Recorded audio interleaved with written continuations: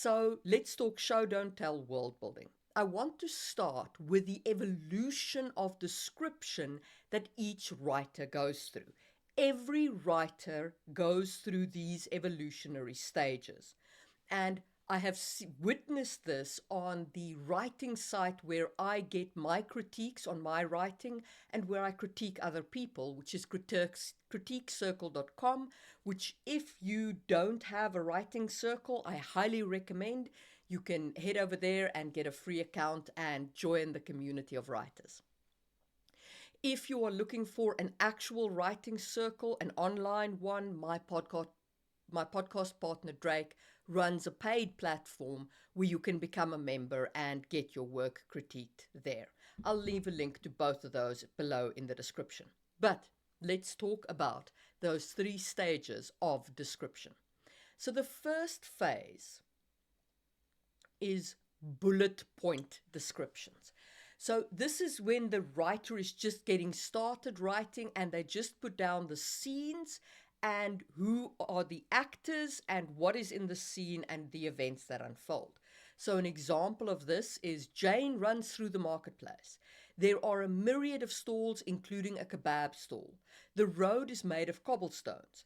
There is a well in the center of the marketplace. As she turns to run around the well, she trips and falls, crashing into the kebab vendor. Okay, so this is very telling. This is exactly what is going on in the scene and what is in the scene without it being any particularly well-crafted prose. It's just what is going on in the scene on the page. And it reads like bullet points. Hence its name of bullet point descriptions. Okay, the next stage that the writer evolves into is what I call pretty prose.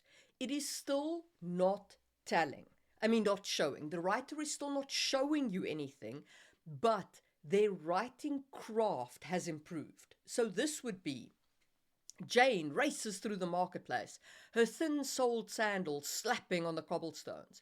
The place is redolent with the scent of frying kebabs. A curve in the road forces her around the central well, and her sandal catches a rock. She slides over the stone road, crashing into a stall.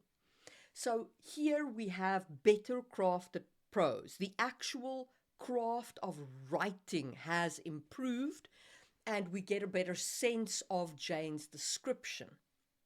But nothing is shown to us. We have no emotional investment. We don't know how any of this affects the character. And this then brings us to what is actually showing. Showing is when you invest the character in the scene and hence invest the reader by showing how the world and how the scene and how the events affect the character. So let's take a look at such an example using our protagonist Jane and her race through the marketplace.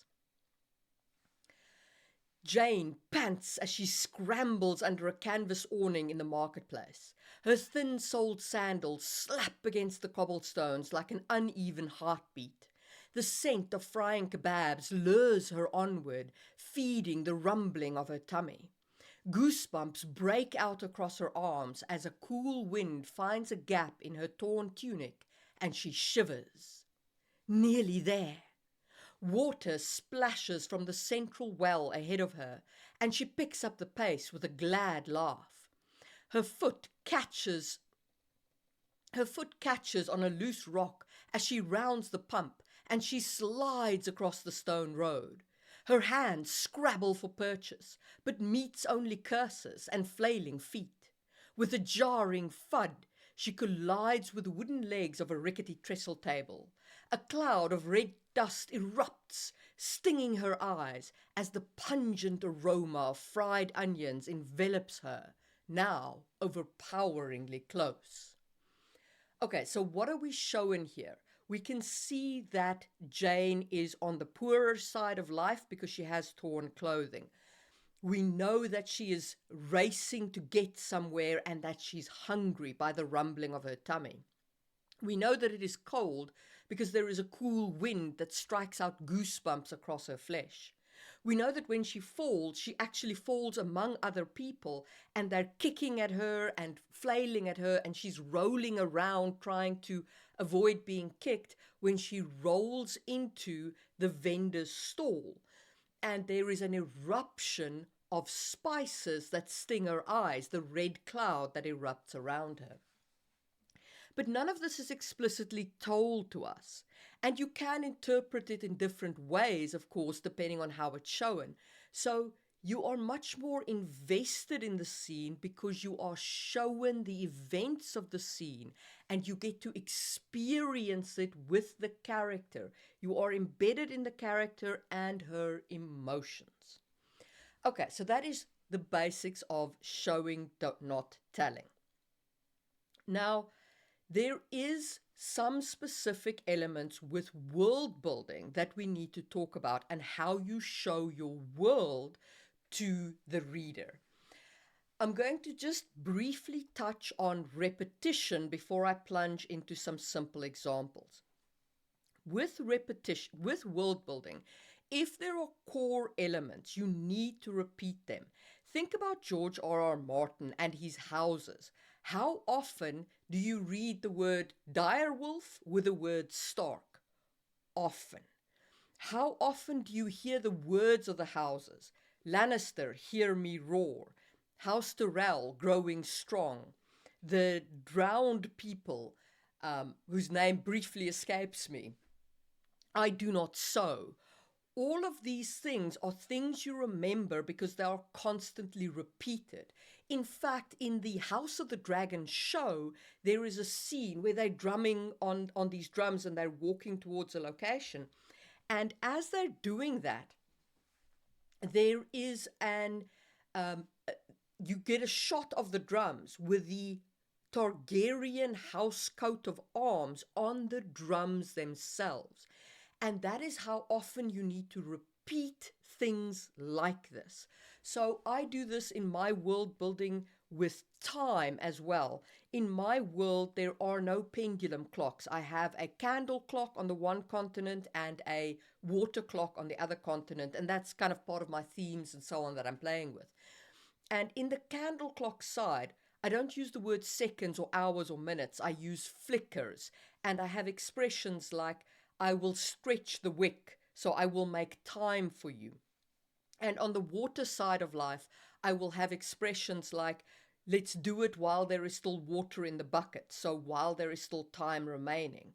So what this allows me to do is both repeat, so that the reader remembers that element of world building, but also it is equally important that it gives me expressions that are unique to my world that allows me to embed the reader in my world. It reminds them that this world is not Earth. If you do want to read my books, by the way, these are my epic fantasy books, the Sangwheel Chronicles, and they are currently on sale at Amazon for $1 per book for the ebooks. So $3 will buy you the 3 books.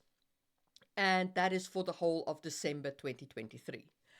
Okay, so don't be shy to repeat core elements of your world building.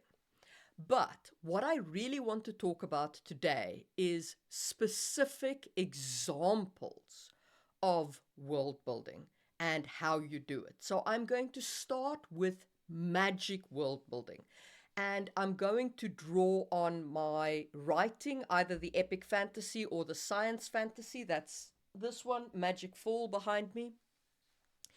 And I'm going to read those passages and then discuss what I was trying to show here and how you can apply it to your world. Okay, so let's hit magic in world building and how you show it. The broad thoroughfare spilled into the warehouse district, and the smile dropped from Louis's face. 3 streets down, he turned into the alley next to the dilapidated shop where the cheapside merchant Berail ran her business in second-hand goods. The buildings crowded close here, eaves meeting overhead, casting deep shadows. Old beer and more noisome liquid splashed against his boots. But Louis ignored the stench. He retreated to the enclosing wall at the dead-end side and crouched down behind a broken barrel. Long years of discipline stilled his breath, and he found the fourth beat of his heart. That life-giving rhythm led his mind down through blood and bones, and he reached for the core strength of his Elamar. Dusang allowed him to gather the shadows to his hands, and the quiet darkness licked along his arms. Magic sucked him out of the alley and into the shadow realm. The cold slipperiness of that knot place clawed against his mind. Intent focus guided him to the location he had scouted the day before, and the icy blackness faded. Okay, so I'm just going to pause there and explain what I was meant by showing. I don't tell you what the word Elamar means. I don't tell you that Dusang is a magic type ability. But you are able to pick up from the text that Elamar is what fuels magic and Dusang is the magical abilities. And this Dusang allows Louis to teleport using the shadows, because you have the shadows that invade his body and spit him out into this hidden place that he is going to. Okay, and then in this hidden place, we then have the world reforming around him, and he does his actual job that he came to this safe to do. And then he uses magic again to leave, which is the part of the scene that I want to just skip to. If you want to read the full scene, it's the first chapter in Hidden Blade, the first book of Sangwheel. Okay, so Louis pulled in his Elamar, and blackness folded around him as the weighty tumblers of the lock clanked. The slippery darkness of the shadow realm spat him out in the alley again, and he leaned against the wall. The fetid reek of the dank space assaulted him, making it harder to hold the contents of his stomach down. Using his Dusang magic twice left his hands trembling and his head spinning. He waited for the stars in his vision to clear before pushing off the wall and strolling out of the alley into the broad thoroughfares of Lumios. Okay, so here I repeat the same things as I did at the top. I remind you that Elamar fuels magic. I remind you that it's called Dusang magic and that he uses shadow magic. And then I show you the cost of magic. When Louis uses his magic twice, he ends up in the situation where he needs to rest. He is tired, he feels nauseous, he's exhausted by his use of magic. And that is how you can show your magic to your reader. You show them the mage using the magic. Don't tell them an Elamar is your internal bodily energy and you pull on it in order to make something happen, and Dusang magic is a magic that allows you to manipulate the external world. Show them these things in action. They'll catch on. Readers are smart. Just show them and they'll get it. Now there are multiple forms of Dusang magic in my world, but all you see here is Louis' magic. But that's fine. You will see other forms of Dusang magic as you go through the books, and then you'll just make the logical conclusion that there are multiple forms of it. Okay, so that is showing magic instead of telling it.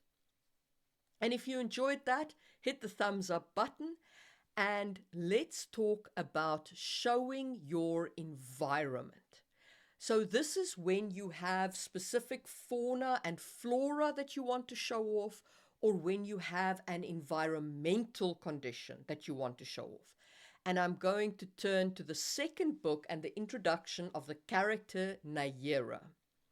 Heat bit into Nayera's mouth, grinding down to her lungs, like trying to breathe through clay. Thirst clawed at her tongue, and she patted her empty water skin. What kept Darasaya? The wind whirled sand against her legs, resting on the saddle of her Masuraks. The great snake's hunger vibrated against her chafed skin, where it met hard, shining scales. Fingers clenching on the saddle horn, she sent soothing thoughts to her mount. The massive neck swayed forward, arching high above the sand. As the body of the serpent rippled over the dune, its elamar enhanced the beast's already prodigious strength. They would need to stop for the night soon. Would there be prey for the Masuraks? There had not been the previous night. The red dunes of the desert shimmered in the afternoon sun. Eddies of wind played on the desolate landscape. Not even the desert nomads roamed here, in the heart of the Sidon Mashada. A cascade of sand whispering along scales made her turn to see her right-hand husband. His black Masuraks looped long trails in the dunes, its bony neck frill fluttering in greeting. The Kabulard swathed Darasaya from head to toe, leaving only liquid black eyes visible through the veil. The traditional robe of a priest of the right-hand god, the vestment suited the desert, except for the color. The rigours of their journey painted the garment in stains, the original sunshine hue a distant memory. Coming as close as the girths of the snakes allowed, he tossed a calabash bowl with a wooden lid to her. The rock aloes yielded little water. We will need to set dew traps soon.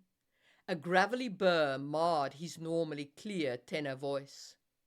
The hill is not far ahead. The words crawled dust dry out of her mouth. He thinks we are close. Okay, what do we see here?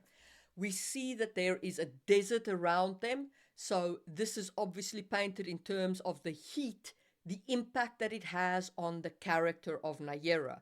It is made personal because of Nayera's experience of the heat. Then we get introduced to this animal called a Masuraks, which we know is a giant snake because it's described as a snake, and I use the word snake, and it has a bony neck frill because that is described to us. And we know that it is very large because its head sways above the sand. And if you read carefully, you'll see that it uses a kind of sidewinderish action to climb up the dunes because it loops in long trails. Its body loops in long trails. At least that was what I was aiming for in showing, not telling, that description. And that is how you can show the environment. The environment should be the easiest to show because you literally just have to take the reader through what is there. But the problem is that so many people get trapped in either pretty prose or bullet pointing the environment. Make the environment personal to the character. How does the character feel about the environment? Are they hot? Are they miserable? Are they lonely?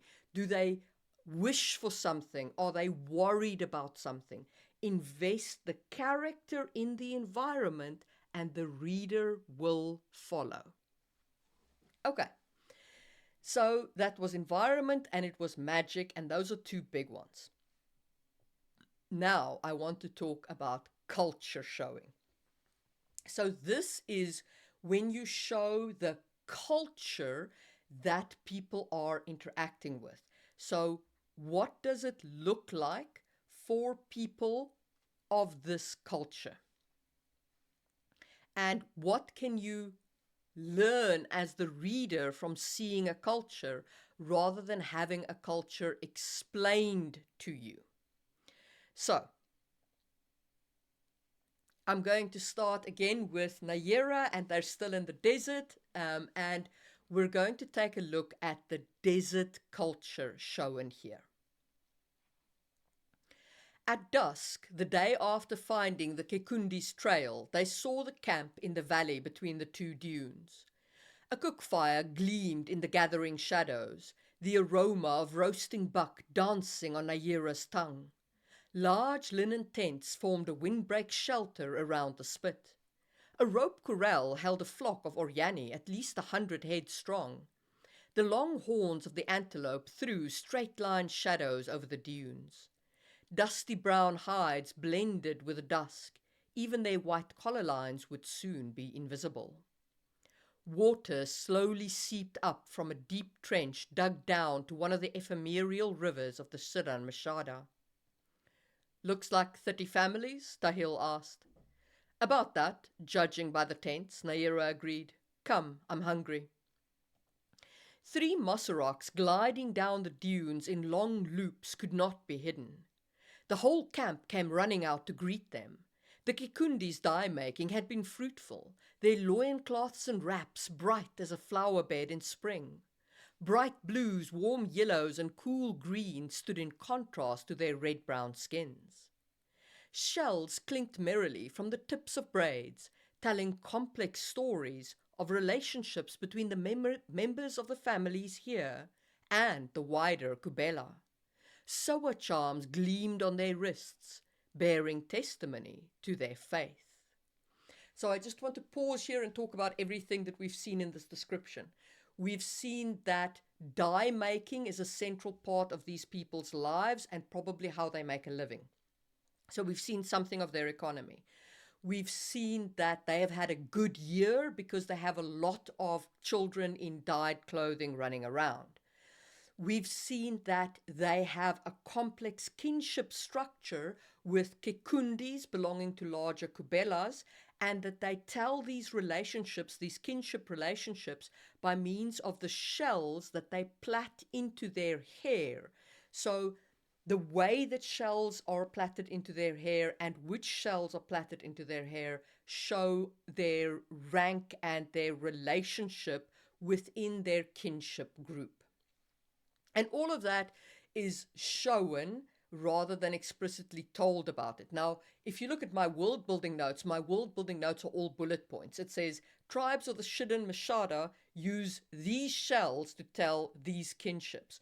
But when I write in the story format, I keep it simple, I keep it high level. I don't go down to the detail of exactly which shell defines which kinship relationship, although my world building notes does have that. I just simply show the reader how this works. Don't follow me down the path of world building to that extent. It takes a long time. A really long time. I'm not sure it's worth it. Anyway. So, Naira slid off her mount and folded her thumbs against her palms to make the eye of the threesome. The milling of the camp stilled as they recognized her kamei, the vestment of a priestess. A tall man with grey cornrows made his way through the crowd. Flawless brown Imanish shells gleamed at the ends of his braids. Good wife, he said in Shidanesh, bowing deeply to her, his thumbs folding in to echo the eye, Soa charms clinking together. I am Bungu, Heikama of this Kikundi, which is a member of the Minjanja Kubela. May I offer you my hands for the blessing of the goddess? It took Naira a droplet to shift her thoughts back to the tongue of her childhood. Heikama, I am Naira, once of Kibu Kubela. It would be my honor to offer you the blessings of the goddess. So I just want to pause here and say what I'm showing here. So we have a specific ritualized greeting that we are showing here, where he says, because she's a priestess, so there's the immediate, like the priestess angle and the religious angle. He says, can I ask you for a greeting and the blessing of the goddess? But he goes through the formal introduction of saying he is the Heikama, so that's his rank, of this Kikundi, and they are a member of this Kubela. Again, cementing the relationship between Kikundi and Kubela for the reader. And then he offers his hands. And what I also show here is that there are different languages on this continent. So Naira shifts her mind to this language that she spoke in her childhood. So we also get a little bit of Naira's history here, because up to now, we didn't necessarily know that she was from this region, from this desert. Now we do. She shifts her mind back to this language from her childhood. So that's also showing the character's history rather than telling the character's history. Okay, so she shifted her mind back.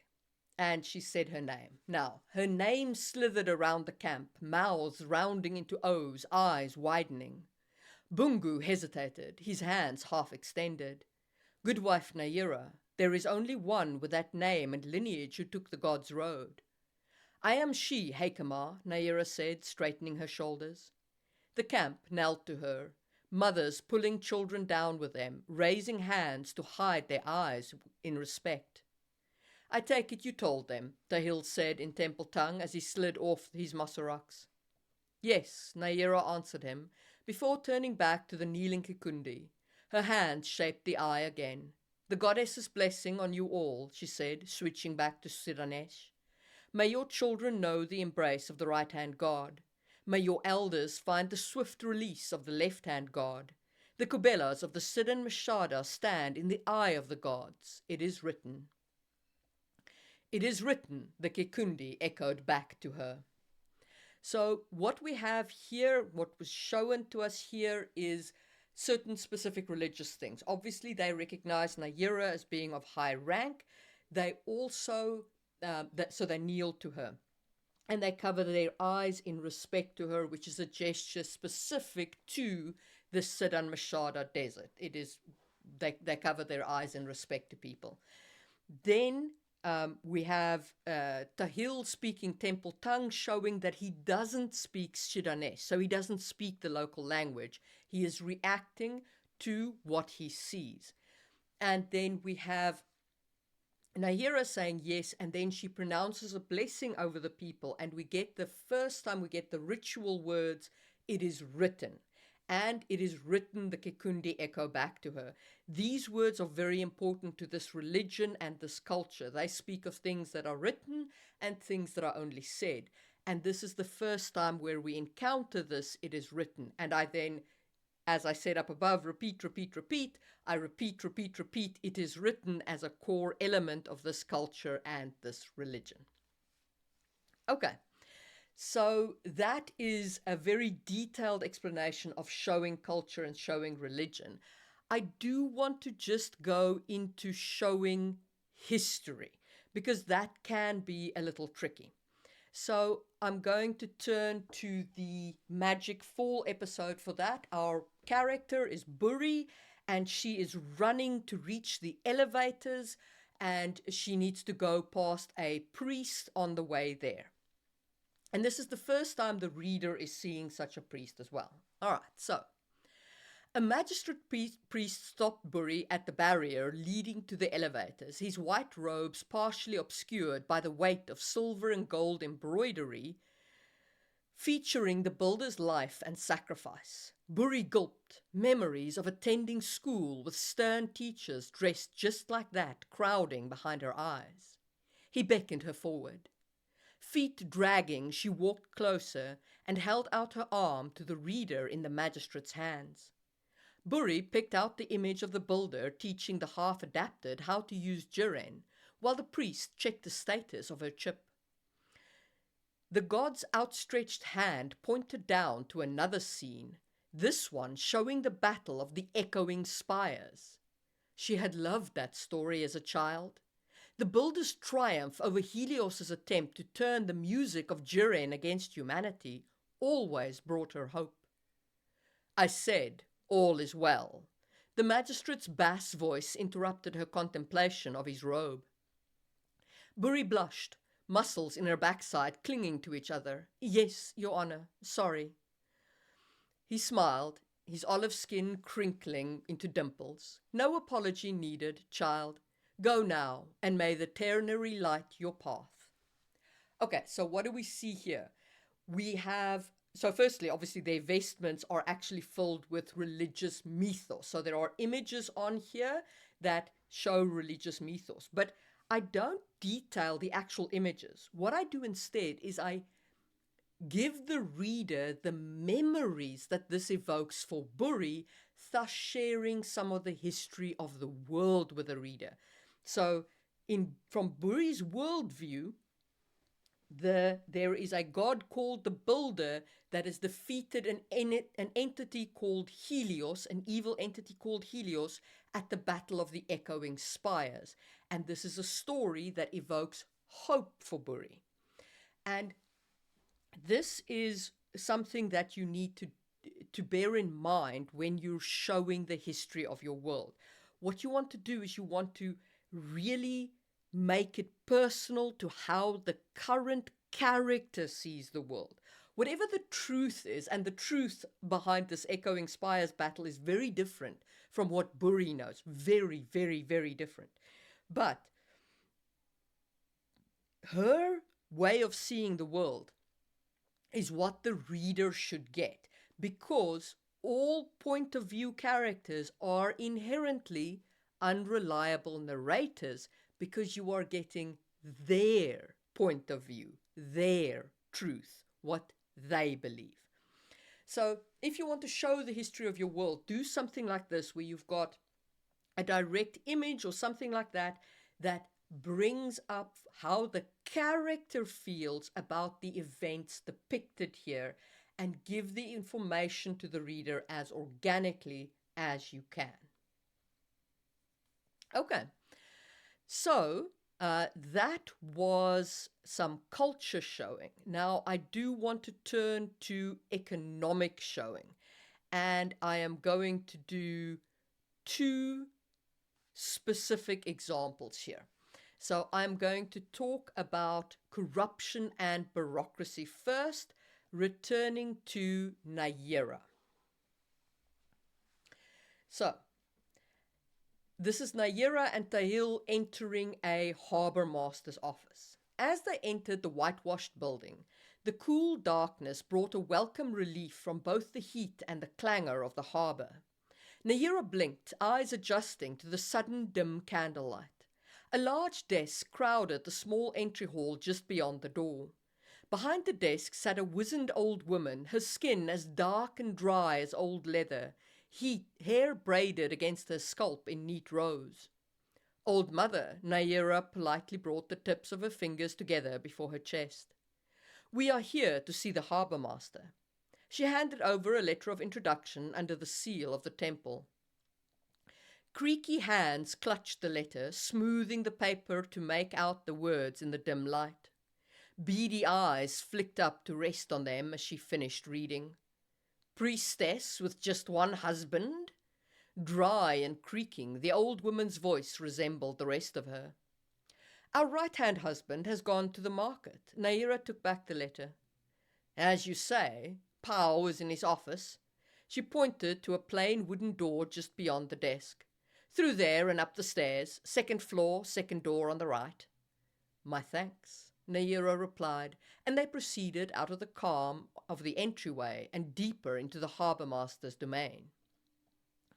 Clerks, captains and merchants crammed into the building, all of them in a hurry. Nayera and Tahil threaded their way past the captain, telling a cowed clerk that he had definitely filled in the paperwork, and the clerk needed to check again. They exchanged amused glances. He should try some gold in the water and see if that produces the paperwork, Tahil murmured. Nayera laughed in agreement as they started to climb. The din of the ground floor quieted as they entered the domain of scribes and ledgers on the first floor. A soft hush reigned on the second floor, with its spacious offices where the harbour officials got their work done. Okay, so what I want to show here is just a very brief look at the inner workings of the harbour of Uwak, which is a central big harbour. And you can see that there's a guard, a guard person, an old woman who governs entering and leaving. You can see that you need to present credentials to get in. You can see that there is some level of corruption here in the captain, insisting that in fact his paperwork is correct, and the clerk saying no, and then Tahil suggesting try putting some gold in the water, to try and speed the process along. And what this shows us is what is going on in this world. What is this world's kind of economy like? What is their level of corruption like? How do things work in this harbour? And it does it very briefly and in passing as the characters are moving through the harbour master's office in order to speak to the harbour master to contract the ship, which is all they're actually there for. And as they pass through, there is this opportunity to world build a little bit of the economics and the bureaucracy of the world. And then the last scene for today is another economic scene, and this is about prices and bargaining and non-verbal communication. So we're back to Louis. Louis eeled through a knot of shoppers, the spicy scent of fried onions tantalizing his taste buds. Look, I really like fried onions, okay? So you're going to read about it a lot when you read my stuff. So, fried onions. His belly reminded him that it had been a while since breakfast, but he ignored the faint pangs of hunger. He had a job to finish. The incomplete task lingered in his right pocket, a squishy reminder, but it would wait until he browsed the stalls. Before he completed his business in Lumios, he wanted to buy a gift for his daughter. Bright-coloured cloth awnings shaded the trestle tables of the vendors, their raucous calls and emotional bargaining points raising a clangor louder than a battlefield. The ripe fragrance of too many bodies packed together formed the undertone for every other scent in the square. Although Lumios boasted many permanent shops these days, Marketday's popularity endured with the smaller artisans, and Louis enjoyed the traditional bazaar. He stopped before a woodcarver's stall and touched the small bird dangling from the awning. A cunning string allowed the bright blue wings to flap when pulled, the red body remaining still on the suspending twine. "A toy for your child?" the vendor asked, a carpenter's journeyman badge strung on a plain ribbon around his neck. "Yes, for my daughter." Louis touched the black beak, and the bird twisted on the string, a red-painted eye flashing at him. "It's a Blue-ron?" "Eh, I thought it might amuse some noble." The journeyman held out his hand, fingers splayed. "Not that I won't sell it to you, mind." "Aren't they bigger?" The journeyman heaved a doleful sigh, hair flopping into his eyes. "That much wood is expensive, but it would make a good gift for a girl. How old is she?" 8. The corners of Louis's lips lifted, and he touched the red body of the bird, so reminiscent of the hair color he shared with Louisa. "Perfect size for an 8-year-old, an ingratiating grin accompanied the words. So I just want to pause here and say that, so we've seen the marketplace, we've seen a wood carver, so we know that wood is used. We know that wood is reasonably expensive since the bird is smaller than life-sized, and we've been introduced to a bird that is not normal because it's called a Blue-ron bird, and they're clearly associated with nobility. And there will be more on Blue-rons later in the book, but this is just a very brief kind of tell the reader there's some fantastical elements here. Okay. So, Louis thrust his hand into his left pocket and brought out his money pouch. He avoided the right pocket with its soggy package. "How much?" The man squinted and ran his thumbs over the tips of his fingers. 2 shekels. Should he take the offer to bargain? No, he had a job to finish. Fine. He paid over the coin, and the journeyman wrapped the wooden bird in a scrap of cloth. Louis slid the gift under his doublet and into his heart. Okay, so what we see here is they have coinage. A higher level coin is called shekels, and we are also introduced to the bargaining symbol. So they do bargain in this world, they do bargain for price, and if the merchant is willing to bargain, he has a gesture where he will rub his thumbs over his fingers, and that indicates to the person doing the shopping that the merchant is open to bargaining. And if the merchant doesn't do that, then the merchant is not open to bargaining, and the price is the price. They must either pay it or move on. And this is shown to us here and then built on in the rest of the book and the story and so on. So people only bargain, when they see this gesture and so on. And that effectively shows non-verbal communication as well as the economy of this world. So we see that there is a bazaar. We see that there are shops, but oftentimes there is this marketplace. And we start seeing the money of this world. Okay. And that is more or less what I have time for today. We are, this was quite a long video, but it was a longer live stream. So there we go. I am very willing to do more of this where I go through pieces of my work and talk about how I showed the parts of my culture, what I was trying to show, and what the underlying world building elements are, if this is of value to you guys. So if you would like me to do more episodes like this where I cover specific practical world building elements and how you show them in writing, let me know in the comments, vote in the live stream topics, and I will see you soon for another episode or another live stream.